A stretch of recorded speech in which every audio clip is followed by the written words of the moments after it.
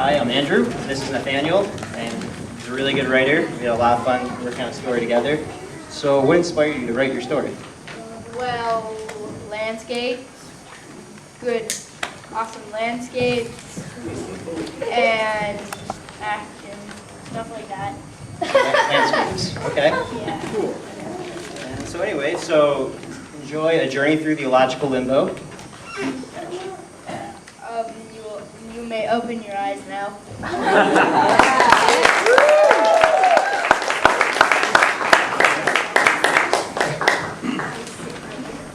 Interior, USA spaceship, military time. Bob, 32, Hannah, 30, are two friends on a mission to Jupiter collecting air samples. On the way, they miss their coordinates and get caught in an invisible wormhole.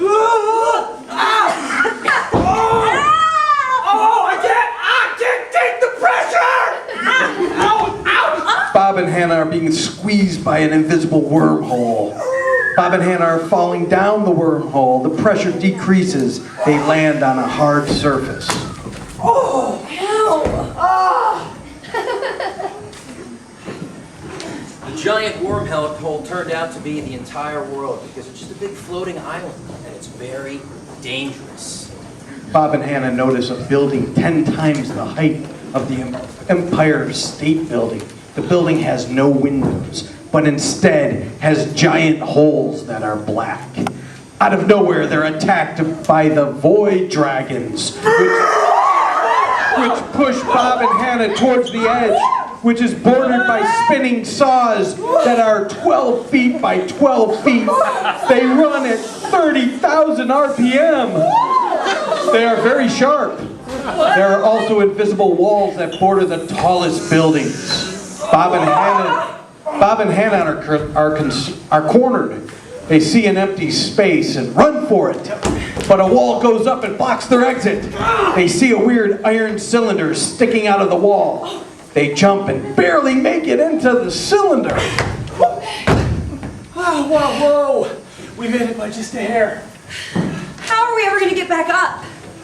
Ooh, I think I see a button. Yes, I do. It says elevator control. Okay. Maybe if I can get us to a different place. Maybe it can get us to a different place on this weird island. I want to go back to Earth. Oh, I know. Okay? I know. Figure this out first. Bob presses the button. A gigantic metal platform slides out of the wall with a few clicks. They step onto the platform. Bob pressed the button again. A huge metal arm comes out of the platform and lifts them up over another metal platform that slides out of the wall. On the platform, there is a pad pressure point. They press it, and a beacon shoots up into the air, but it overheats and spins too fast, and the beacon blows up, destroying the wall. The bricks fall onto Bob and Hannah, but they duck out of the way. And then they climb up the pile of bricks. Use me, stand on me.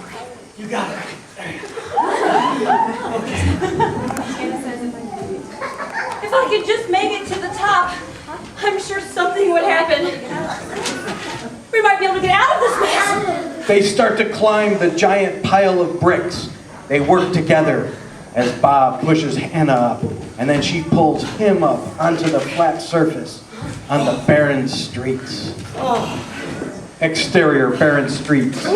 They roam the streets in search of a way home. A door in the giant building opens and Bob and Hannah run into the door and close it behind them. They see a note laying on the floor. Bob reads it. Oh, look. There's only one way to get out of this mess. You have to find a large dome at the end of the island. There's a bridge that leads to the dome. The bridge turns. When you're in the dome, you'll find a little hole that is black. Jump down the hole, and in that are rows and rows of computers. Wow. Go to the back row and look for a giant TV screen. Then, you ready? You taking notes? Yes. Okay. Then, you have to open the screen and climb in. There, you will find a huge sphere. It will be very dangerous because void dragons that patrol the area. Then you should find a hole in the dome.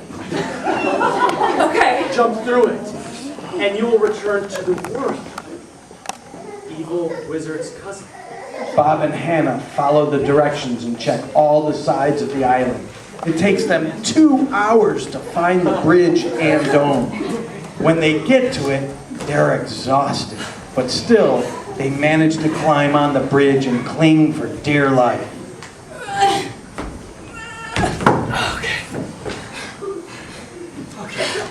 This is...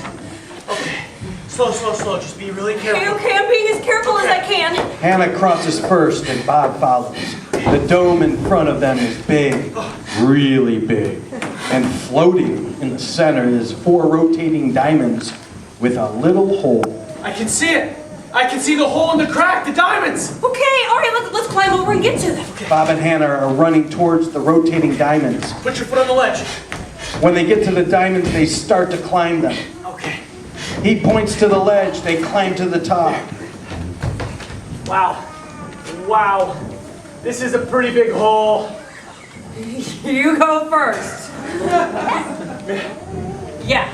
Okie dokie. Bob jumps down the hole and finds himself in the middle of the computers. He sees the screen. It's not far away. Then Hannah jumps down the hole. They run towards the hole. They find a small metal handle on the screen and pull on it, opening the screen. Then they find the sphere. But the void dragons are guarding it. Bob finds a spear on the ground. He realizes that the floor is made of talc. He pulls the spear out easily. Bob throws the spear at an approaching void dragon. Bob and Hannah run towards the center of the sphere. They are at the hole. Jump down the hole. Hannah jumps first, followed by Bob. Oh my God, I feel so weird. Interior gigantic room. Bob wakes up in a bed. He's in a giant room full of computers. He realizes he's in a container. He sees Hannah right next to him. A big door that covers both containers opens. Bob opens his eyes. The scientist is standing over him. The simulation was a success! You were in deep sleep. A computer simulated every move you made. Interior home day, 5 years later. 2453. Bob and Hannah are sitting at Bob's table.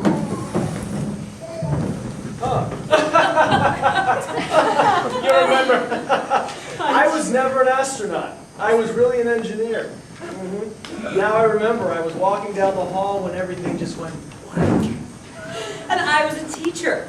I was walking to my house when everything went black. Now I remember. I remember why we're together. We were friends. The scientist told me that they noticed after I woke up that you and I had been sending text a lot. And he wanted to see how we would react in a virtual environment. Well, I guess it's important to always be aware of stuff.